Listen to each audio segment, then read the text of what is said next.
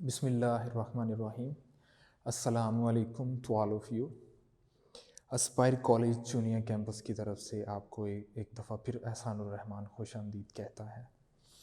तो last time हम math का टॉपिक कर रहे थे कि हमने जब इंटीग्रेशन करनी है और आगे जो फंक्शन है वो पार्शियल फ्रैक्शन की फॉर्म में आ जाए, देन हमने इसको कैसे डील करना है। अब देखें, क्वेश्चन नंबर 4 है 2x² + 3x + 1 divided by x² + 2x + 2 dx है। अब हमने जब इसकी इंटीग्रेशन करनी है तो हमने पहले भी बात की थी कि जब भी आपने पार्शियल फ्रैक्शन को डील करना है तो पहले मेक श्योर कर लें आप कि जो हमारे पास फ्रैक्शन है वो प्रॉपर है या इम्प्रॉपर है। तो अब यहाँ पे देखिए, इसकी मैक्सिमम नीचे वाले फंक्शन की पावर 2 है, ऊपर भी मैक्सिमम जो पावर है वो 2 है।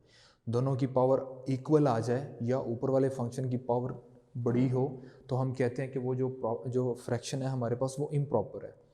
उसको पहले प्रॉपर बनाना पड़ता है। कैसे? डिवाइड करके। अगर हम इस फंक्शन की बात करें, ऊपर वाले फंक्शन को हमने अंदर रखा, नीचे वाले पे डिवाइड किया, तो अब इसको हमें पता चल रहा है कि जब 2 के साथ मल्टीप्लाई करेंगे तो ये फैक्टर कैंसल आउट होगा। 2 से मल्टीप्लाई किया, 2x² + 2 2 4 हो गया, 4x। जब इस 2 को 2 से मल्टीप्लाई करेंगे तो 4 आ गया। तो नीचे माइनस लगा दे तो ये फैक्टर कट गया। तो यहाँ से देखें आप, ये 3x है, ये -4x है, -x +1 है, -4 है, -3, तो ये बन गया। अब जब हम इसको लिखेंगे, लिखने का क्या तरीका है? = ऊपर वाला जो 2 माइनस नीचे वाला देखिए x -3 है। माइनस जब कॉमन हम लेंगे तो ये x + 3 बन जाएगा और नीचे वाला ये जो फंक्शन है ये एज इट इज़ आ गया। तो अब हमने इसको लिख दिया, इसमें इस सारे फंक्शन की जगह पे हमने ये लिख दिया और वही ये आ गया। अब हमने इसकी इंटीग्रेशन करनी है। हमें पता है 2 की इंटीग्रेशन क्या होगी? 2x। जब भी कांस्टेंट की आपने इंटीग्रेशन करनी है तो जिसके रिस्पेक्ट आप इंटीग्रेट कर रहे हैं वही वेरिएबल आपने लगा देना है। और जब कांस्टेंट की डेरिवेशन हमने पढ़ी थी वो 0 थी।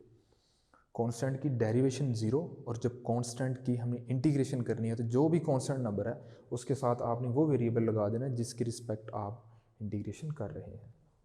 जो फंक्शन है ये, इसको हमने एज इट इज़ लिख दिया।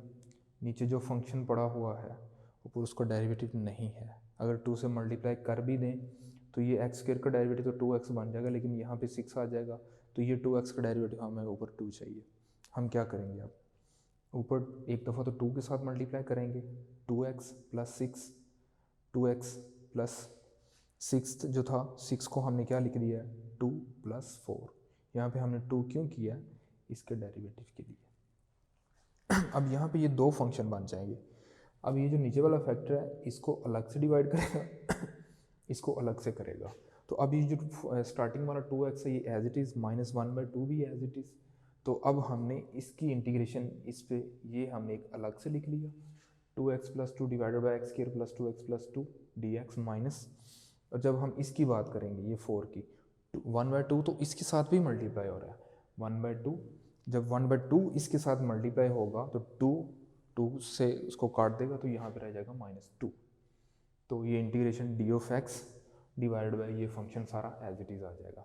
अब ये 2x - 1/2, ये देखें, ये जो फंक्शन है इस फंक्शन का डेरिवेटिव ऊपर पड़ा हुआ है। तो नीचे फंक्शन हो, ऊपर उसका डेरिवेटिव हो, तो हम क्या करते हैं, हम जो नीचे वाला फंक्शन है उसको हम ln के साथ लिख लेते हैं, -2। और इसको हमने देखें, अगर हम इसको ओपन करें तो ये किसके इक्वल बनेगा? x² + 2x + 1। तो यहाँ पे हम जो 2 था इसको एक 1 तो हमने इसके अंदर इमर्ज कर दिया और एक 1 रह गया, वो बाहर आ गया। तो अब ये एज इट इज़, ये भी एज इट इज़, तो -2। तो अब हमें पता है कि ये जो फार्मूला है integration dx divided by 1 + x², तो ये किसकी इक्वल होता है? tan इनवर्स, और यहाँ पे जो भी आपका फंक्शन हो वो, तो ये इसका आंसर था। अब हम आगे मूव करते हैं। क्वेश्चन नंबर 9 है, इसकी स्टेटमेंट है x² + 1 divided by x³ + 1 d(x). तो इसको सॉल्व करने के लिए पहले तो हमें जो नीचे वाला फंक्शन है उसका हमें पता होना चाहिए कि उसका फार्मूला किसके इक्वल है।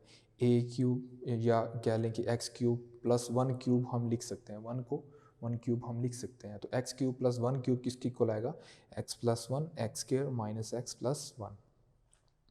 ऊपर वाला फंक्शन एज इट इज़ है। तो अगेन हम इसको पार्शियल फ्रैक्शन से हम इसको सॉल्व करेंगे तो क्या तरीकाकार होगा कि ये a divide by x plus one, ये factor as it is plus. अब अगर ब्रैकेट के अंदर पावर आ जाए, फंक्शन की ब्रैकेट के अंदर पावर आ जाए, तो देन हमने ऊपर टू वेरिएबल इंट्रोड्यूस करवाने हैं। हमने टू वेरिएबल क्यों इंट्रोड्यूस करवाने हैं, उसकी रीज़न ये है, यहाँ पे ये लीनियर है, लीनियर फंक्शन है, इसकी पावर वन है तो इसका सोल्यूशन भी वन होगा, और यहाँ पे इसकी पावर टू है, ये क्वाड्रेटिक इक्वेशन है, तो इसके सोल्यूशन कितने आएंगे, टू आएंगे। तो इस वजह से हम टू वेरिएबल्स को टू कॉन्स्टेंट को इंट्रोड्यूस करवाएंगे। तो टू को कैसे करवाएंगे, बी एक्स प्लस सी हम लिख देंगे।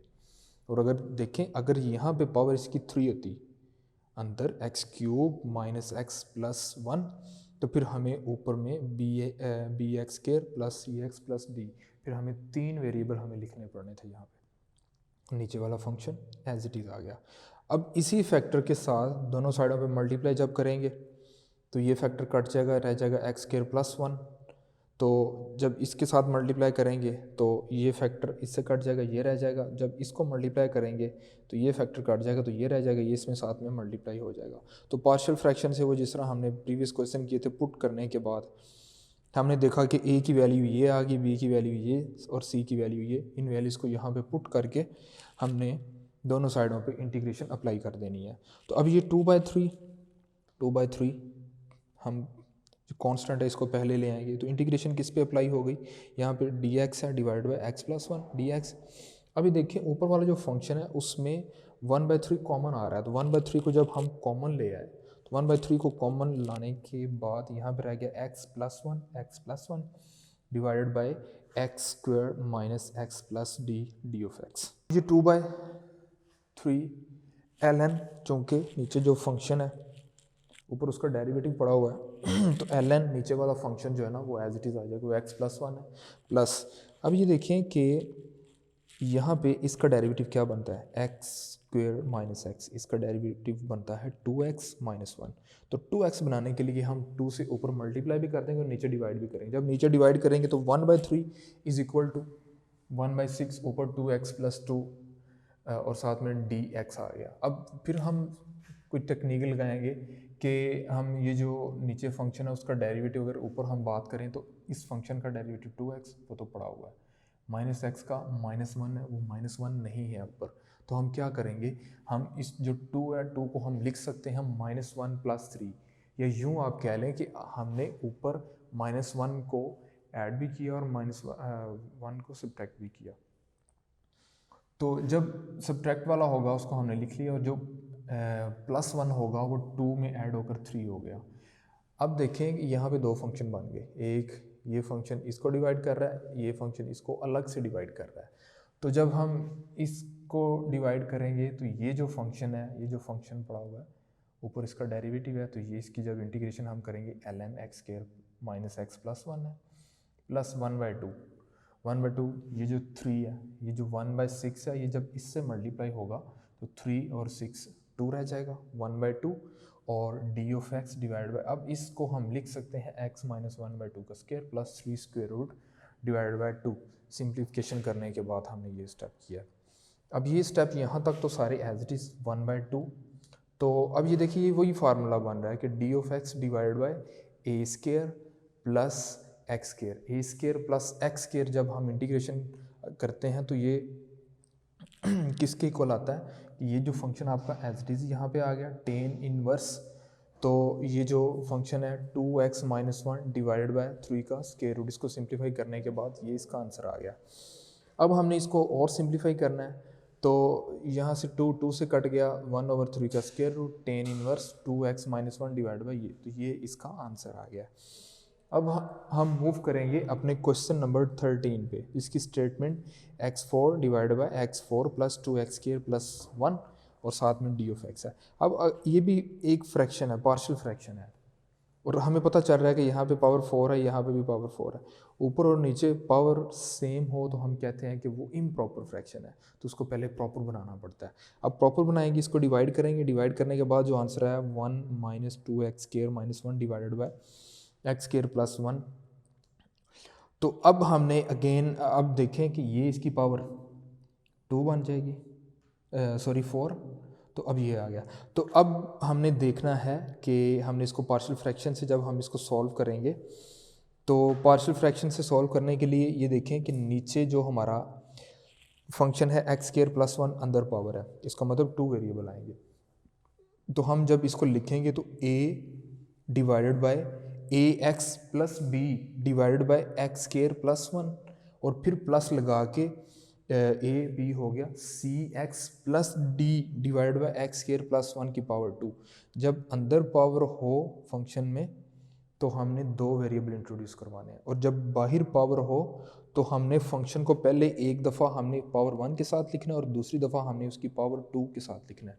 मेक श्योर ये याद रखिएगा कि अगर बाहर पावर 3 होती तो प्लस हमने आगे भी फैक्टर लिखना था 1 प्लस एक्स स्क्वायर की पावर क्यूब जी। तो वो जो 1 था उसकी इंटीग्रेशन x थी, तो आगे minus two tan inverse x plus D x divide by 1 plus x का स्क्वायर और 2।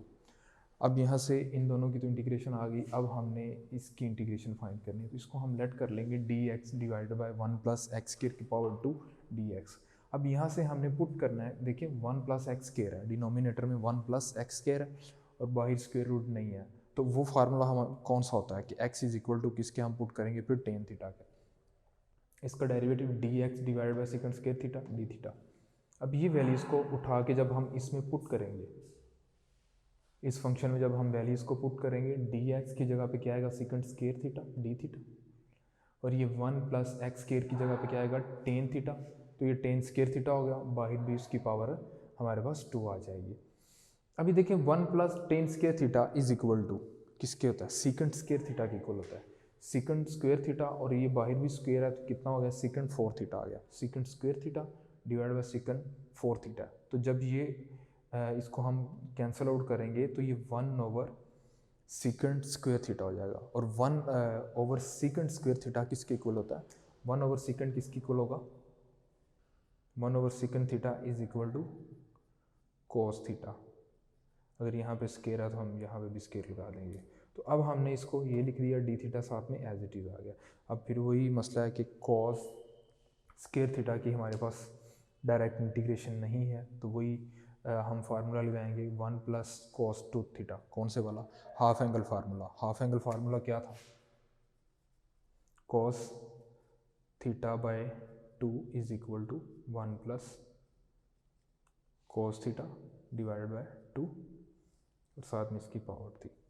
अब अगर हम एंगल को 2 से मल्टीप्लाई कर दें, एंगल को हम यहाँ पे 2 से मल्टीप्लाई कर दें तो क्या बन जाएगा, यहाँ से कोस थीटा 2 कट जाएगा इज इक्वल टू 1 प्लस यहाँ पे ये कोस 2 थीटा, एंगल को हम 2 से मल्टीप्लाई कर रहे हैं डिवाइडेड बाय 2 और साथ में ये स्क्वायर रूट है।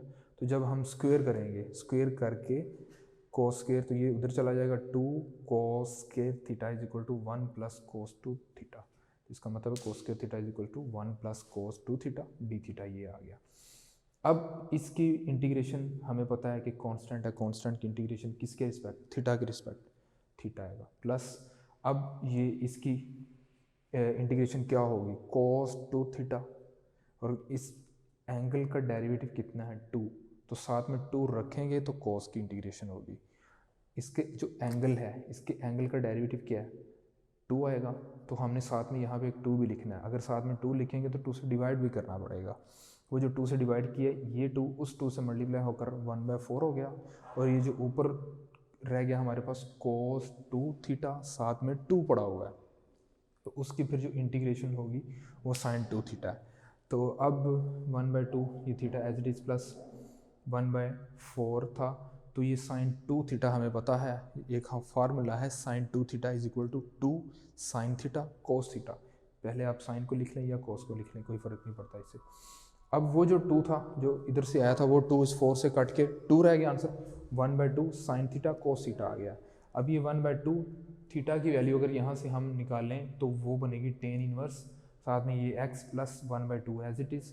इस साइन थीटा की वैल्यू यहाँ से x इज इक्वल टू, अगर टेन थीटा है तो इसको सॉल्व करते हुए, जैसे वो फर्स्ट ईयर के मैथ का 9th चैप्टर जो हमने किया था कि अगर हमें ट्रिग्नोमेट्रिक फंक्शन गिवन है तो हमने बाकी फाइंड करने हैं, तो उससे अगर हम देखें साइन थीटा की वैल्यू ये आएगी और कोस थीटा की वैल्यू ये आएगी।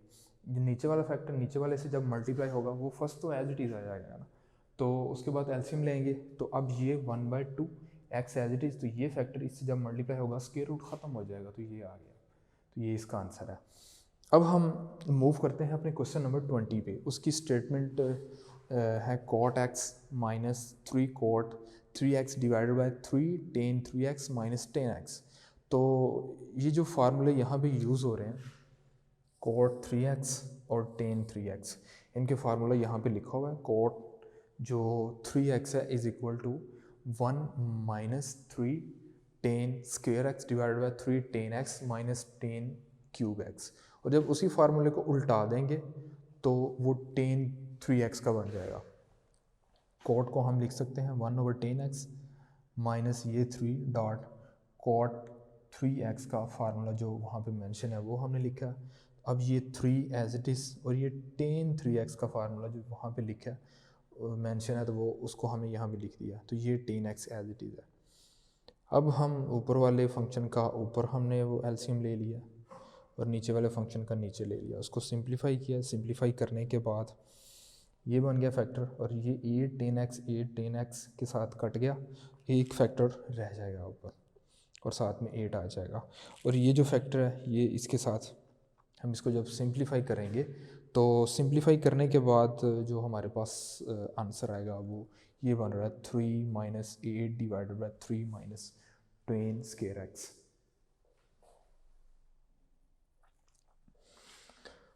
तो अब हमने पुट इन 1, ये जो 1 थी, अब ये सारा ये किसके इक्वल आ गया 3 minus 8 divided by 3 minus 10 square x है। हमने ये वैल्यूज़ वहाँ पे पुट कर दी, तो ये बन गया 3 कांस्टेंट है, इसका derivative integration with respect to x 3x बनेगा माइनस 8 पहले आ गया dx divided by 3 minus 10 square x. यहाँ से अगेन हम पुट करेंगे 10x is equal to T, तो जब हम इसका डेरिवेटिव लेंगे क्या बनेगा 10 का डेरिवेटिव होता है सेकंड स्क्वायर एक्स, साथ में dx आ गया और ये इसका t का डेरिवेटिव dt आ गया।